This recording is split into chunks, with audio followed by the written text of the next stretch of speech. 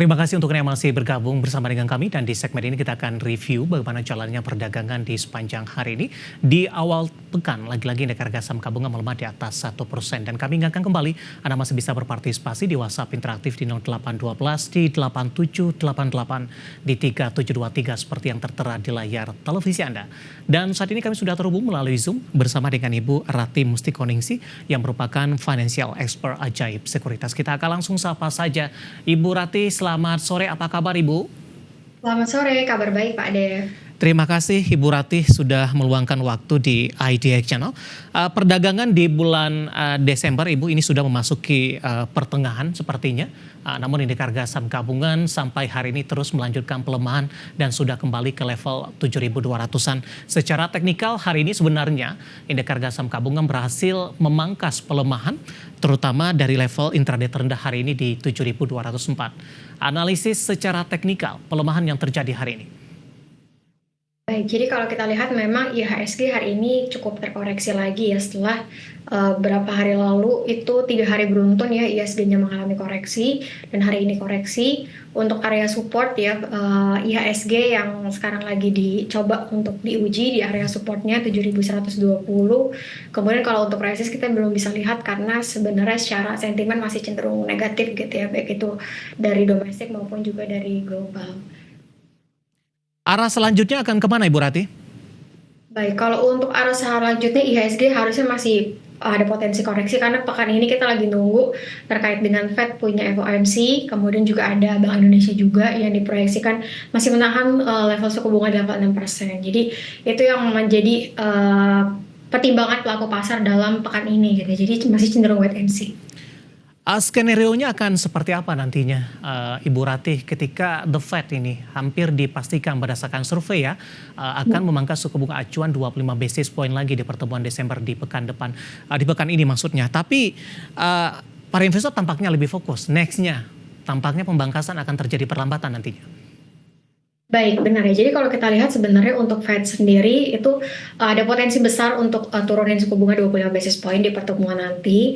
Namun kita lihat ke depannya itu kan ada beberapa kebijakan Presiden Trump ya yang terkait dengan tarif impor dan sebagainya yang menyebabkan pelaku pasar khawatir ke depan ini akan ada perlambatan pemotongan suku bunga. Dan ini juga terlihat dari imbal hasil obligasi Amerika Serikat yang di pekan lalu tuh naiknya cukup signifikan ya dalam sepekan. Kemudian ya rupiah kita juga melemah sampai ke level 16.000 yang membuat IHSG dan juga asing also ya di pasar ekuitas domestik itu untuk view IHSG. Ya, dengan ketika skenario tersebut terjadi, apakah sudah present atau indeks harga saham gabungan akan melanjutkan pelemahan lebih dalam nanti, Ibu Ratih, ke level support yang seperti Anda sebutkan tadi dan momentum window dressing sebenarnya sudah terjadi atau hanya terjadi berlangsung beberapa saat saja ketika IHSG naik beberapa hari yang lalu? Baik, jadi kalau untuk window dressing apakah ada di akhir tahun ini? Jadi kalau untuk window dressing kita balik lagi ya ke rupiahnya seperti apa gitu ya. Kalau kita lihat kan rupiahnya cenderung mengalami pelemahan dan ini juga terjadi nggak cuma di bursa domestik, tapi kalau kita lihat di Asia Tenggara itu juga di pekan lalu itu koreksi. Tapi memang kalau kita lihat secara year to date, IHSG ini yang paling lemah gitu ya pergerakannya. Jadi kalau untuk secara akumulasi ya di bulan Desember ini, apakah ada potensi window dressing? Harusnya kalau bisa rupiah masih tertekan, itu kita melihat potensinya cukup minimalis ya kalau untuk potensi window dressing di tahun ini. Dengan adanya potensi minimalis terjadi window dressing yang diharapkan nanti akan mengangkat juga posisi level indeks harga saham gabungan. Artinya ketika kondisi ini tidak terjadi sesuai dengan yang diharapkan, apakah ada revisi lebih dalam lagi untuk indeks harga saham gabungan target sampai dengan akhir tahun, Ibu Rati? Baik, kalau untuk sampai di akhir tahun kita lihat masih cenderung kalau untuk sampai akhir tahun ya kita melihat masih cenderung sideways ya karena kalau kita lihat ini masih ada potensi untuk IHSG menguji level supportnya di 7.120-an. Jadi itu untuk proyeksi IHSG saat ini sih masih cenderung wait and see ya karena dari domestik pun kita lihat di awal pekan ini itu ada juga keputusan terkait dengan PPN yang naik gitu kan, daya beli juga cenderung terkoreksi. Jadi itu yang menjadi kekhawatiran pelaku pasar. Baik, sebelumnya banyak yang proyeksikan target akhir tahun 75 hingga ke 76, Ibu Ratih. Seperti apa di Ajaib Sekuritas? akankah menyampai ke level tersebut dengan pelemahan cukup dalam yang terjadi hari ini kembali ke 72? Baik, kalau untuk kami sendiri melihat pastinya pergerakan IHSG masih cenderung mengikuti rupiah gitu ya. Dan sampai di akhir tahun targetnya ke level berapa? Kalau kita lihat sih masih cenderung wait and see. Kita lihat cenderung sideways ya. Kalau wait and see, kita lihat IHSG-nya masih akan cenderung sideways di level resistnya 7.400 sampai di 7.150. Itu untuk pergerakan IHSG. Baik, dari sisi sektoral Ibu Ratih, saham-saham perbankan big cap meskipun bukan merupakan posisi penekan terbesar dari sisi sektoral, tapi beberapa saham hari ini mengalami fluktuasi yang cukup signifikan dan posisi ini sangat mempengaruhi arah dari indeks harga saham gabungan. Kita ke BBRI, Ibu. Saham perbankan big cap yang hari ini cukup konsisten bergerak di zona hijau, meskipun di sesi pertama sempat bergerak fluktuatif. Penguatan terjadi setelah pengumuman dividen interim. Analisis dan rekomendasi untuk BBRI. Untuk BBRI ya? Baik, kalau untuk BBRI kita lihat ini hari ini ada rebound ya di area supportnya 170. Jadi kalau kita lihat secara teknikal sih sebenarnya ada indikasi technical rebound di area support. Katalisnya juga menarik, hari ini ada pengumuman dividen interim ya 20 triliun 135 per lembar saham dengan yield sekitar 3%-an. Jadi kalau kita lihat ini sentimen positif buat BBRI di tengah harga sahamnya tuh cenderung di area supportnya. Jadi ada potensi technical rebound sampai ke area resistnya di level 4.400 untuk area resisten terdekat dari BBRI. Kemudian untuk area supportnya masih ada di level 4.100. Itu untuk BBRI. Secara teknikal sebenarnya menarik ya, ada rebound di area support. Arahnya akan kemana nanti Ibu Ratih di tengah tahapan rencana pembagian dividen, X dan cum dividen nantinya?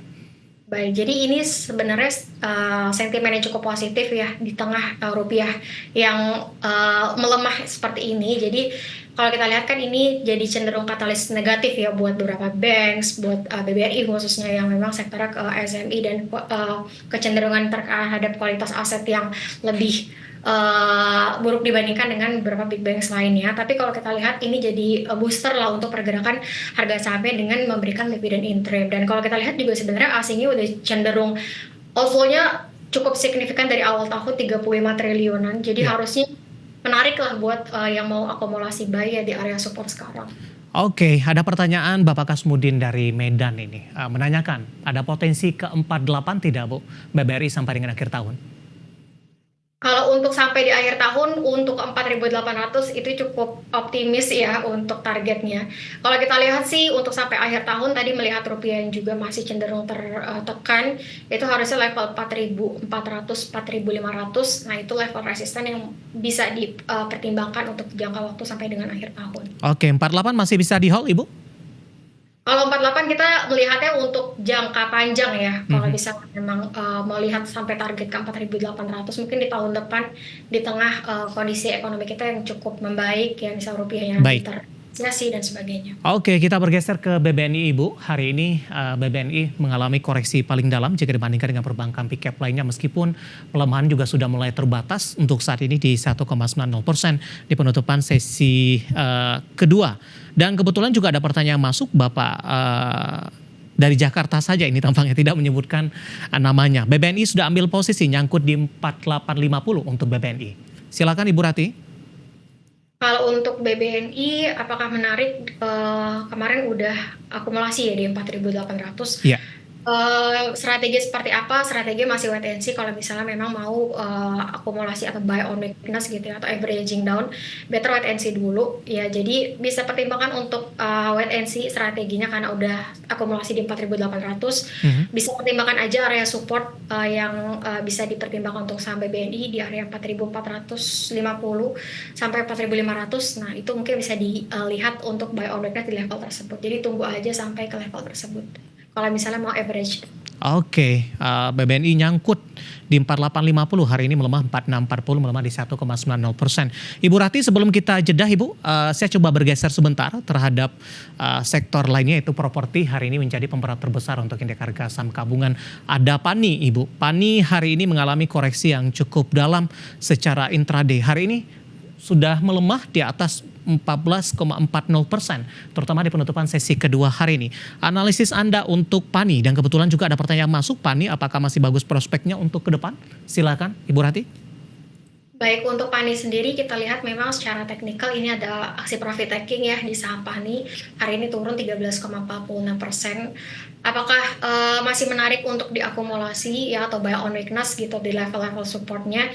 Ya mungkin bisa dijaga aja level supportnya 15.350 sampai di 15.300. Itu untuk saham PANI, jadi bisa pertimbangkan untuk wait and see dulu ya. Pertimbangkan tadi area supportnya di 15.300 atau 5.350 buat yang mau trading jangka pendek gitu ya. Jadi bisa pertimbangkan untuk wait and see dulu. Kalau untuk jangka panjang kita lihat secara tren sih masih uptrend ya. Jadi kalau misalnya memang punya sahamnya atau lagi floating profit ya bisa di hold aja. Oke, hari ini ditutup 15.900, level terendah dalam sepekan terakhir, sementara trennya dalam beberapa waktu terakhir PANI sudah mengalami penguatan yang cukup signifikan, dan lagi-lagi keputusan investasi tetap ada di tangan pemirsa ITA Channel. Ibu Rati, kita akan jeda terlebih dahulu, nanti kita akan coba lihat sampilan apa saja Anda rekomendasikan dan sekaligus posisi penutupan perdagangan di sesi kedua hari ini. Dan pemirsa, kami akan segera kembali sesaat lagi.